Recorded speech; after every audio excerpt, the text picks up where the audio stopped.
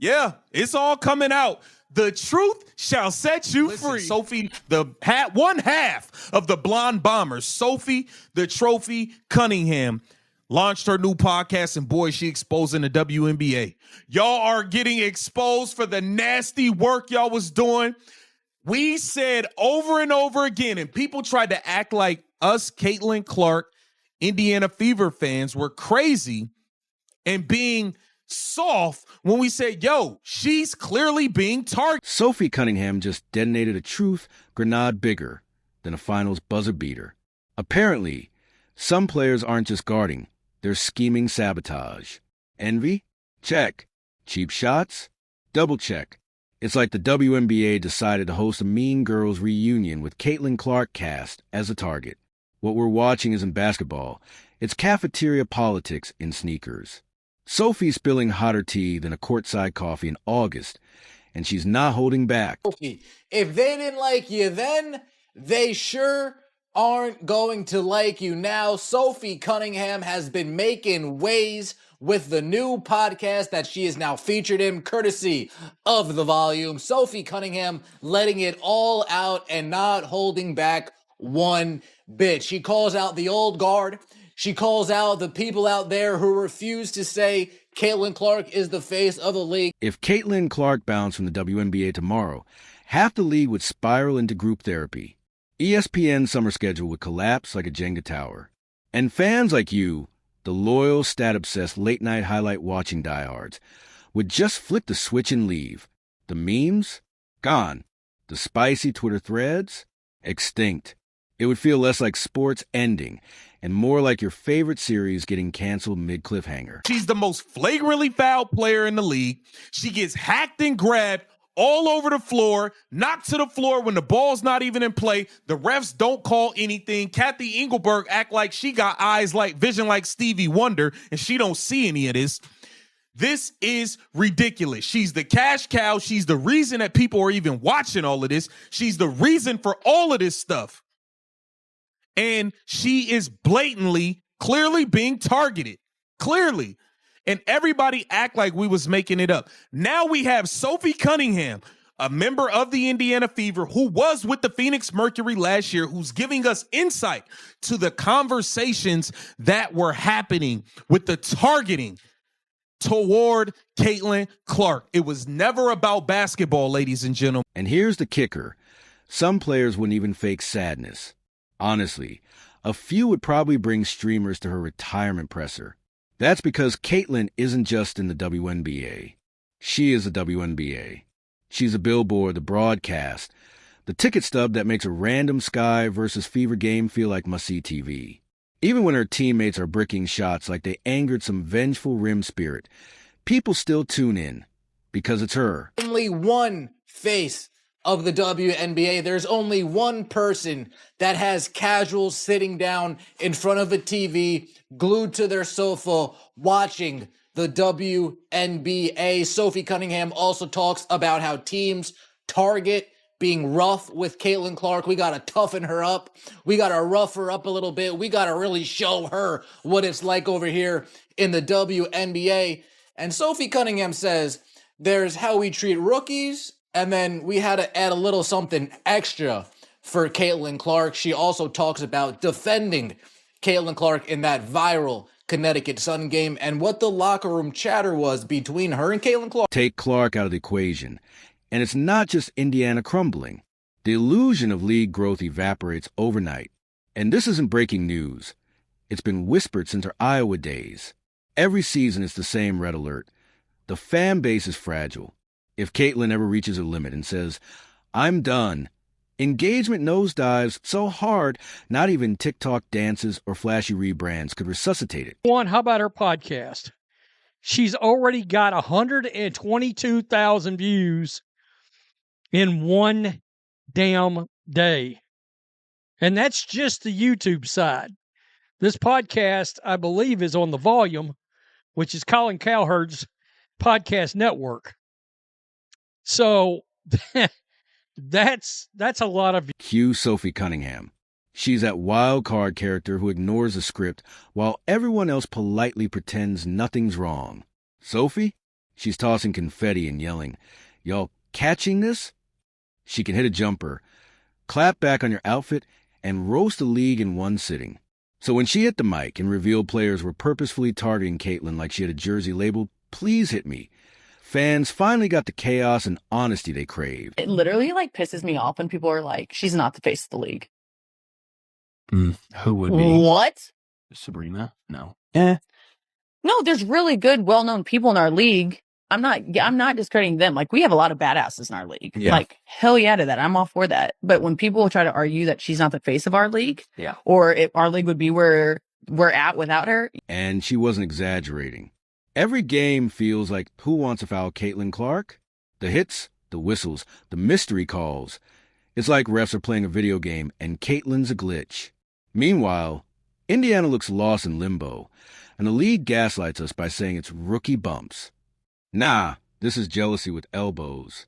Sophie spotted it, named it, and torched it on air. That hour was pure clarity, comedy, and chaos rolled into one.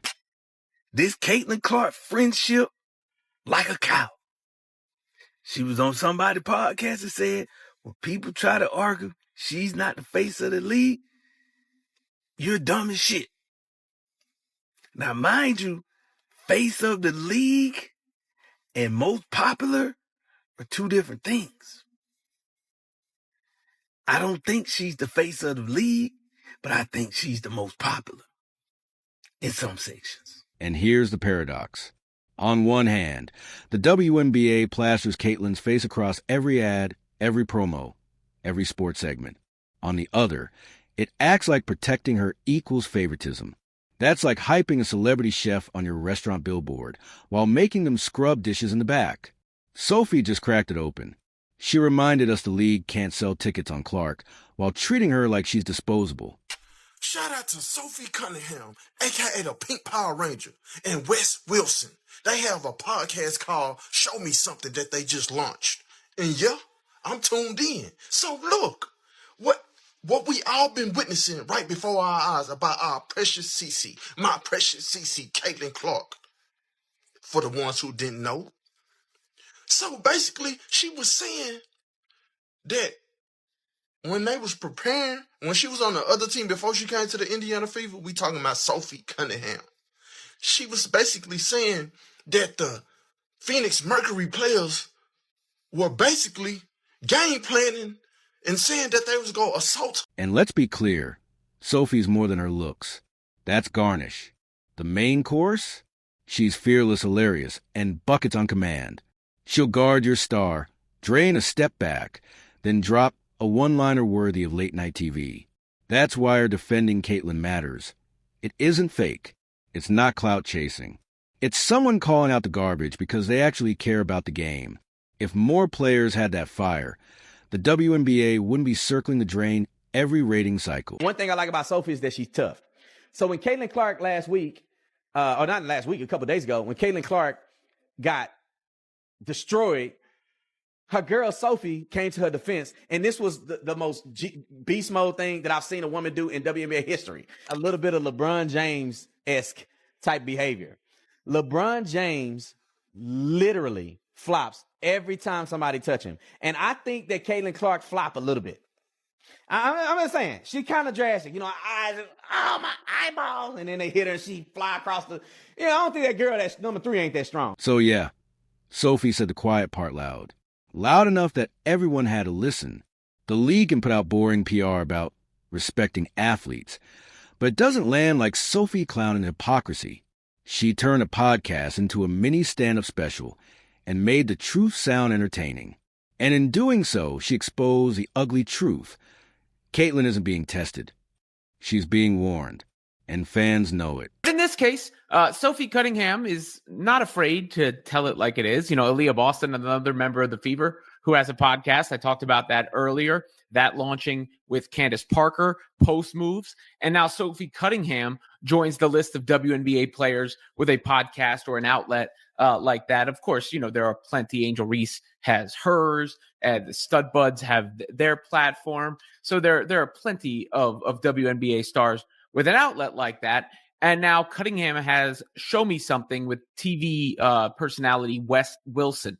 So, And honestly, fans are seconds away from checking out entirely. The WNBA is sprinting toward the title of most unlikable league on earth.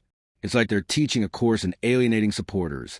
Step 1, gaslight your superstar. Step 2, weaponize jealousy. Step 3, blame the audience. People came in hyped, wallets open, ready to invest.